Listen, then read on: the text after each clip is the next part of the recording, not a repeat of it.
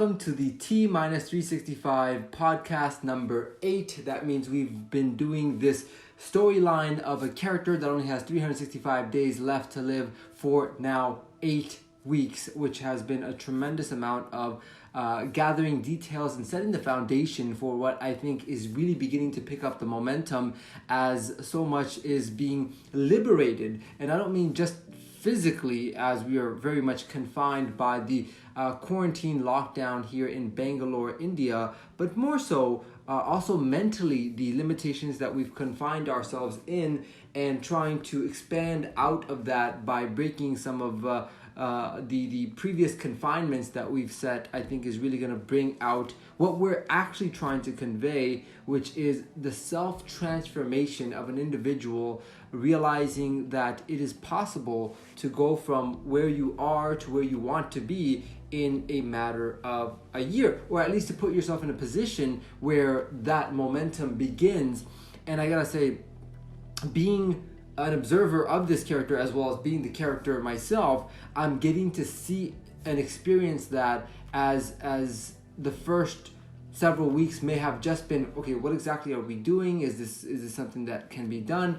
And after you get past some of the routines of this becoming possible and realizing that, okay, it is possible to shoot for 365 days and post a video every single day of that year, then having that breathing room, you can explore the creative side and really take that places. So what I'm beginning to realize is the transformation that I'm looking for from here's me on day one, that character as it stands, a mess both externally and internally, and taking a while for the right habits to begin to cultivate, for the mind shift to begin to adjust, for all of that internal mechanisms of operation to elevate, then to have that externally be expressed. Because all, as I discussed in one of the episodes, that there is only the internal journey.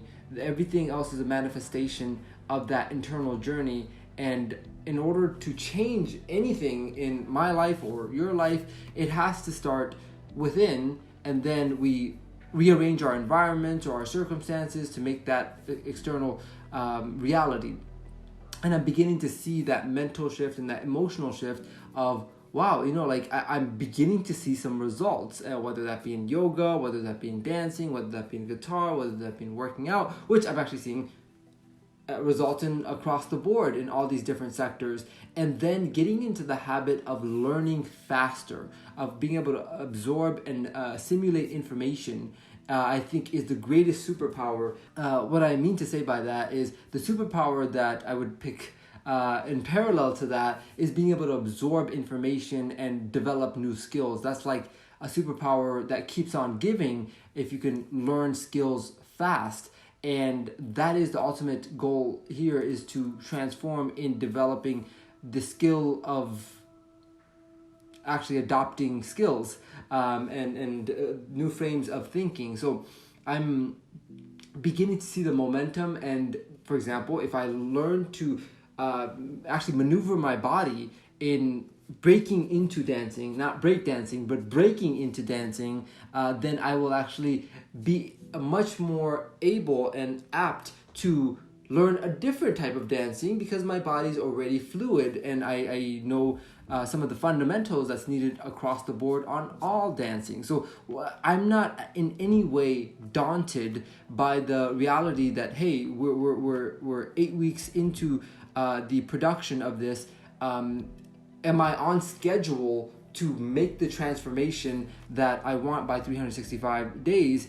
I understand the compound effect, and I understand that when it comes to cooking, once you learn the fundamentals of cooking, you can apply that to everything. Once you learn the fundamentals of working out and eating properly, which I'm beginning to really implement. For example, I used to eat just 2 egg whites per day until I learned that the other people at the gym, one character named Ashley, is having 12 eggs a day, 6 raw, 6 boiled.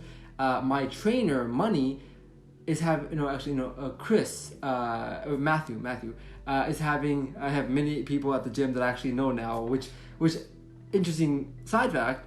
I never knew people at the gym. I mean, that should tell you, how much the gym was a foreign place to me. Now it's like a second home. It's like, oh, these are my friends as well as people that I work out with. So it's a really good feeling. But Matthew has 25 eggs per day. So what I mean to say by that is that I have now actually, as of today, increased my egg intake to 8.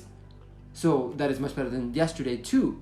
And so it is growing in a way that I'm beginning to learn the fundamentals, learn the structure of how to get the results. And I think as soon as I do that, the results will begin to flood in, whether it be, for example, the hand maneuver of the guitar, which I'm now beginning to actually really get the mental map of how to do that. And that's the hardest part, is going from not knowing anything to learning the basics. And once you do that, you have the foundation to layer on the more and more complicated maneuvers and compound movements and all of this other stuff. And the same thing is happening in yoga. In fact, yoga is where I'm excelling the most, and I'm actually very excited about that, because I may actually go and end up being a yoga instructor here in India, which is also inspiring me to get into meditation, which I know it has tremendous amounts of benefits that I'm not yet tapping into. So just as there is tremendous amount of benefits to working out, there's the workout of the mind, and I don't want to just do that half-ass. I don't want to just watch a YouTube video and say that I'm meditating. Congrats. I want to actually have an instructor that sits there with me, that actually guides me through the meditation, and we can discuss and analyze that. I understand that we can learn by videos. I understand the world's going digital and whatnot, but I gotta say, the accountability of 8:30 a.m., a dancer being at my door, ringing the doorbell, is a type of wake-up call that is unlike, waking up to watch a YouTube video at 8:30 a.m. That's not gonna happen, practically speaking. Well, what is gonna happen is a knock on the door, a text, a phone call, and boy, am I sweating, because we do have a fan that we cannot turn on because it will create actual disturbances in the lighting and noise. So I am considering this asana, which after leg day today, I could use asana and some relaxation, which tomorrow there is no gym. So leg day was definitely the right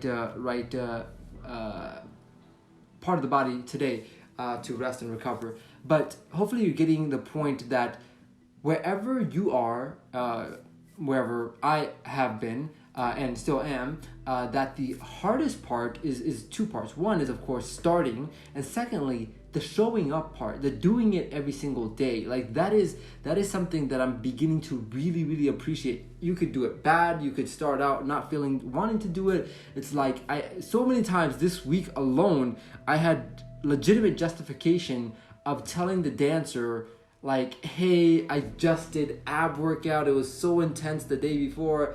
Do you think that we can move it later on in the day, or maybe we can just move to tomorrow? But I didn't. And I'm glad that I did, because I just showed up and I was sleepy, I was tired, muscle fatigue, and I still began to, and this is early in the morning, like all I've had is water, and trying to break into like dance moves and whatnot, which by the way, we're learning the wave, which I'm not good at, because you have to like maneuver parts of your body that you're not used to, like something called a chest roll and other stuff that is going to require a lot of time in front of the mirror to do so. Which, speaking of in front of the mirror, I'm really getting to gain a sense of appreciation and a wonder about myself of, okay, what are you transforming into? And I want to see more of that transformation. I'm maybe over-exaggerating my own physical development, considering that I've only been going to the gym for less than 3 weeks now. But I want to really have an emotional connection to the transformation that I'm making. And even if it means staring at myself in the mirror and imagining grand things so that I actually eat proper, sleep proper, which I'm not doing. I really should be doing that, and I really am going to work towards that. So all these things, I think, as soon as that mental shift happens, like, okay, I'm getting the hang of this, like I'm getting confidence in this area. Like working out is changing so much of my life that it's insane. Like just the ability to focus, whereas like I'm tempted to be distracted the same way that I'm tempted to stop a set midway, or I'm up to 10 count and I need to be at 12 or I need to be at 15, and pushing through those last few reps is so painfully difficult. But I actually get to the other side. That's the really encouraging and uplifting part of it, and the confidence boosting part of it. That's where now when I'm focusing on one thing, it's like, continue working on this without giving up, without breaking the momentum. And I wonder what else I could achieve if I not only continue the gym aspect of it, creating confidence and consistency, but also if I did that mentally and with meditation. And one other aspect that I'm sidetracking into is the consistency part. The accountability part, which, because I have an instructor for all these different things that I'm learning, the accountability is there. Because I'm paying money for it, the accountability is there. Because we're making these shoots, the accountability is there. Because we want to show the transformation of this character, myself, at the end of 365 days, the accountability is there. So it is really, really becoming very much evident to me how important it is to have accountability measures that you actually have to be accountable with. And this just can't be with yourself. I mean, it sounds cool and it sounds awesome to say that, I'm just accountable to myself. You'll feel good about that for the first few days. And then that day that you slept at 3 a.m. and you got to wake up at 8, which actually is a pretty decent amount of sleep. That's 5 hours, which is my normal night. But let's just say you went to sleep at 5 a.m. and then you have a 8:30 a.m. dance class. I'm sure your own accountability with yourself is not going to hold too strong on those days. But I am getting to see more of that at the gym. For example, the past few days, the power at the gym has been going out, and today the power went out, and I'm working out in the dark. Of course, it's difficult to see whether or not I do the reps, whether or not I can I actually hold true. And I found this inner strength to push myself the way that my trainer would, even when no one was looking.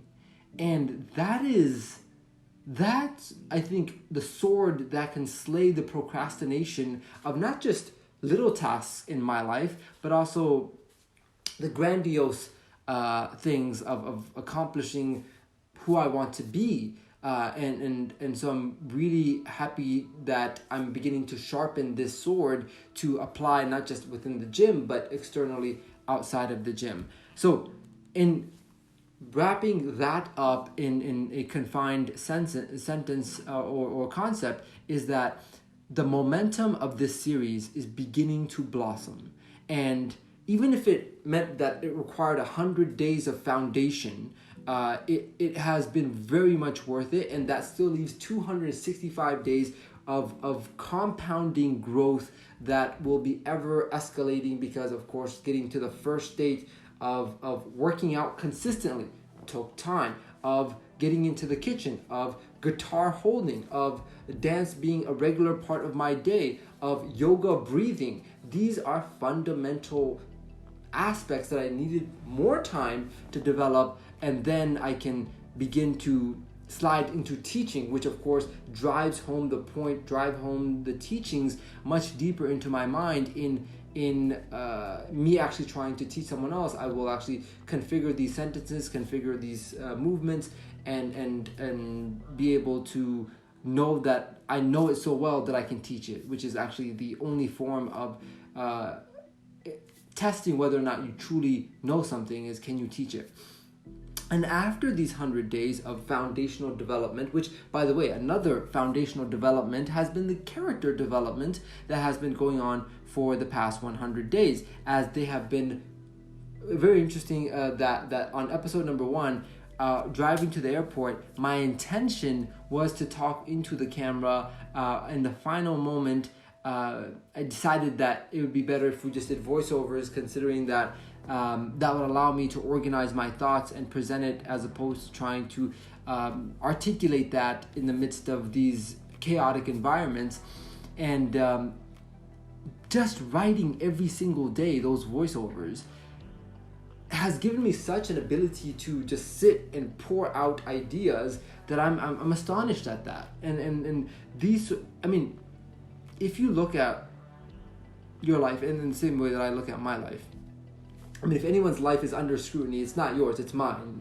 Like we're dissecting my life in a way that is quite revealing of all my flaws and shortcomings. And if you look at that, there isn't many things, if not, actually there isn't, I can think of like one thing that I began doing as like, hey, I'd like to start doing this. And I held true to that for as long as now 56 posted episodes. Like, what is something that you have thought, this would be better for my life, and begun doing it and held true to that for over 50 days? If you've done anything like that, congrats. I'm proud of you, and maybe that may be a foundation of what you need. And I think I'm going to gather so much information of how I'm doing this, or this sort of changes. Like, okay, I'll learn that the reason that I've held true for the 56 days so thus far is because of accountability, is because of consistency, which of course is what we're trying to get to. But what I'm saying is that in me going through the journey of and actually coming out the other side as a transformed individual, I'll be able to look back and say what led to that success, and hopefully be of some value towards my audience and all those that are watching this story, of how if you're on day one, here's what has led me, and here's what can help accelerate your own journey to the other side. So those sorts of understandings really help me to gain a sense of curiosity for what is going to be coming in the next post 100 days. And beyond that, after 100 days, we're going to actually start doing some very creative stuff that is going to break the model that we've utilized to get to this point, which has been a tremendous amount of character development, as there has been great discussions about the characters' belief systems, the characters' shortcomings, the characters' thinkings and philosophies, childhood, adolescent, and many other aspects that were covered over the course of these now 56 episodes. But of course, it's going to be over the first 100 episodes that a lot is going to be shared over past that point. But first 100 episodes, just look at not just skill development and foundational understanding of how to learn faster, but also character development. And speaking of character development, the past 7 episodes have really driven home a lot of the concepts that I wanted to lay down for this character, that I think these 100 episodes will be really watched and absorbed and appreciated once the last 100 episodes are done, and people can understand the psychology that has led to this character embarking on this journey. So on day 50, which is called Purpose, I discuss the nature of the fact that we understand the purpose of the things around us, even the things internal when it comes to cells and organs and blood vessels and all of these other aspects, the systems of the body. We understand the purpose of our internal matters, our biologies, and external matters of this is a cup that holds liquid. So we understand the purpose of each thing. Now, how is it possible that I'm comprised of trillions and trillions of cells that have a defined purpose, But when they collectively come together, cells into tissues, tissues into organs, organs into organ systems. See, I know my anatomy and physiology. I took quite a bit of that in my journey into med school. But after these organ systems are layered into creating a conscious organism, such as a human, then that human somehow loses purpose. So that's where the gap is happening, and maybe because it's due to consciousness, because if you look at an animal who also is comprised of organ systems, they are still a part of a purpose that is an ecosystem, whereas humans may be outside the ecosystem but still a part of the ecosystem but damaging the ecosystem. So I'm very much pondering about the purpose of me, who's comprised of so many parts that have purpose, but yet I don't have purpose, and trying to figure out where that makes sense. So I look at two paths. One is religious, which states that I've been created for worship, which, as I discussed in episode 50, seems to be a meaningless existence of an omnipotent and all-powerful deity that got bored and said, you know what, I need people worshiping me, or I need beings worshiping me. So that really doesn't resonate too well with me. And secondarily, the science and biology path, which speaks of evolution, which speaks of emergent factors, which may sound rational, may sound like there's enough evidence, perhaps more or arguably less than the religious or the worship one. But the part that I don't connect there is, what's the point of evolution? I mean, I understand it's to create a better organism, but where is that leading to? Because that would be a never-ending path to ever-evolving creatures that will just ultimately reach extinction at some point or another. So I cannot accept evolution either. What I do finally come to realize and conclude on is I just need a self-defined prophecy that I will dictate and live up to as my own purpose, which I call my major definite purpose, which I figured out in my second semester of college, and I can recite that as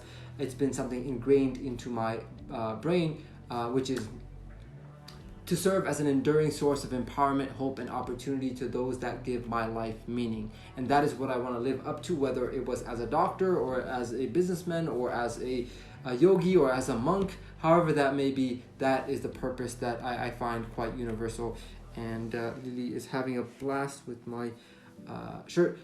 Day 51, bucket list. I speak about the fact that in grad school, when I was just living outside of the med school in a rented room, I actually covered 3 walls with my, this was actually post dropping out, I covered 3 walls of my room with pictures of things that I wanted to accomplish in my life, my bucket list, and during this time, when my significant other would come over, I would make ramen noodles stir-fried after boiling it with other creative things in there. But as we ate these cheap ramen noodles, we would watch the extravagant life and luxuries of Dubai and dream about those sorts of lifestyles.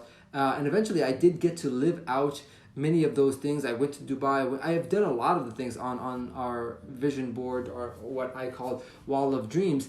And it reminds me of the movie Up, because the wife passed away and the husband still went and fulfilled that dream. But in this case, it was just a breakup, but I still ended up doing a lot of the stuff that we had planned together.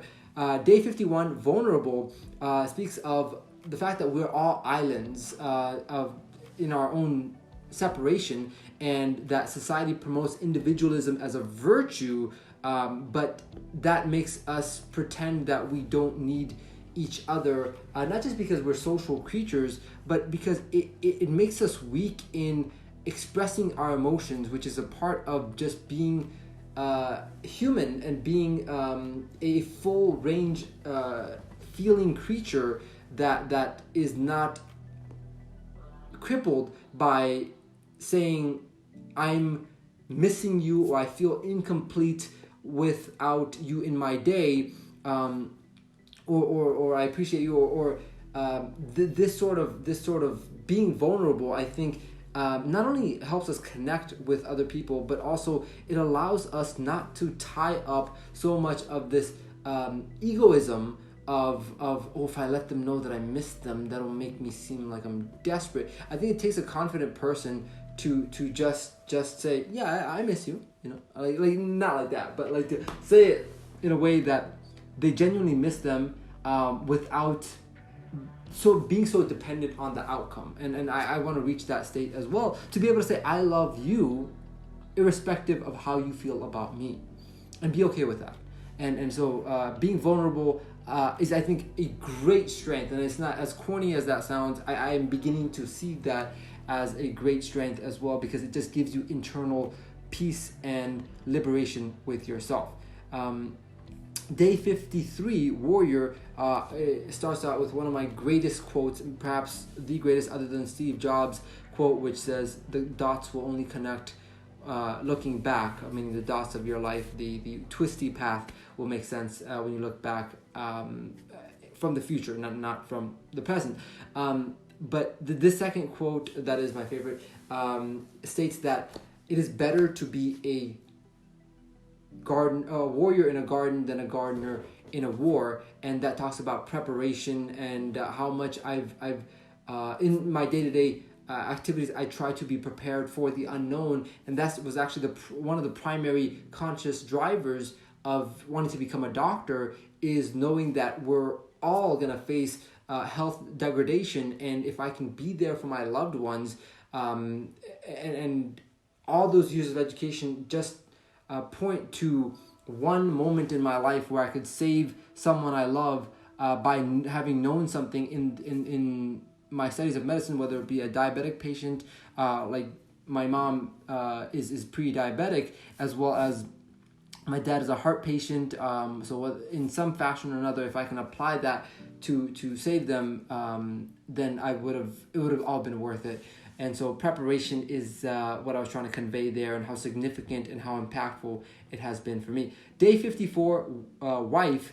That is one that I didn't know which direction I was going to take. I thought about writing my future wife a letter, but then I took a different turn, and I had this interesting idea as I actually sat down to write, which is, all my life I've been told that the concept of a soulmate or concept of a wife, in my religious context, was someone that was created just for me, or in some other religions, created out of you, and that was a match made in heaven. And I realized how limiting that is, and how debilitating that is, as when you go and meet someone, you're constantly wondering, is this person that person out of billions of people that I was supposed to meet? And that sort of anxiety of was it my ex? Is it another girl? Is it the girl that I'm currently with? And I think that is very crippling, and I've seen that because I've tried to make it, I try to justify, oh, this is why it didn't work out with the other ones, because obviously I'm supposed to be with this one. This is the one that was meant for me. And becoming wiser now and seeing more of life, I realized that it could have worked out with any of my relationships. It's just a matter of who, if we applied the teamwork and the coordination and of course the communication to do so. And I will say that at least I have not given up on any of my exes, which gives me the hope that someone else is like that, that has that level of commitment, that I won't give up on you if you don't give up on me. And with that, I think all else can be conquered. And so in concluding Day 54, Wife, I expressed that wife to me has become more of a concept than an individual person. And I see the expression of the wifeism through many individuals, or the feeling of that. And it can be over the course of all my relationships that I've gotten to experience what it was like to be with a wife throughout. Day 55 is Death, which is the great unifier, and it has haunted me throughout my life. It has given me tremendous amount of perspective, and I needed to actually find a way to appreciate that. Like, wait, I'm supposed to come into this life and it's supposed to end. Every accomplishment that I do, every people that I love, all of it's gonna go away. And I found that peace through a quote by one of the greatest emperors of Rome, Marcus Aurelius, who said that death is a process of nature and no process of nature is evil. I remember listening to that as I was working at Walgreens overnight, and that actually gave me peace right then and there. Instantly, when I heard that, I was at peace. He said the same way that a leaf changes color is the same way that it's not because nature is evil that leaf is changing color. It's just a process of nature. So really found peace in that. And day 56, legacy, is my views on kids, which is, of course, a profound one, as biologically my whole purpose is to procreate. And the way that I look at that is I see tremendous amount of chaos and randomness in the world that I cannot justify, that I cannot control, and I don't want to bring life into a world that I cannot have that much or any significant amount of control. And I not only fear burying my children, but more significantly, I also fear them saying, why did you ever bring me into this world? I never asked you to give me life. And that is not something that I ever want to experience. And so actually, out of my care and my love for my children, I choose to spare them from bringing them into a world that to me just doesn't seem to be one that is so life affirming. So with that concludes this week's podcast of the journey that the character has gone through, and also the character development. Hopefully you understand where this is all leading up to, a tremendous amount of transformation. I do want to leave you with a question, which is, have you ever started a new habit that you thought would be better for your life and have been consistent with it for at least 50 days straight? If you have, do let me know what it is in the chat. And with that, Lily and I wish you great transformation on your own journey to finding and discovering the best version, the apotheosis, the bucket list version of yourself. See you on episode number 57.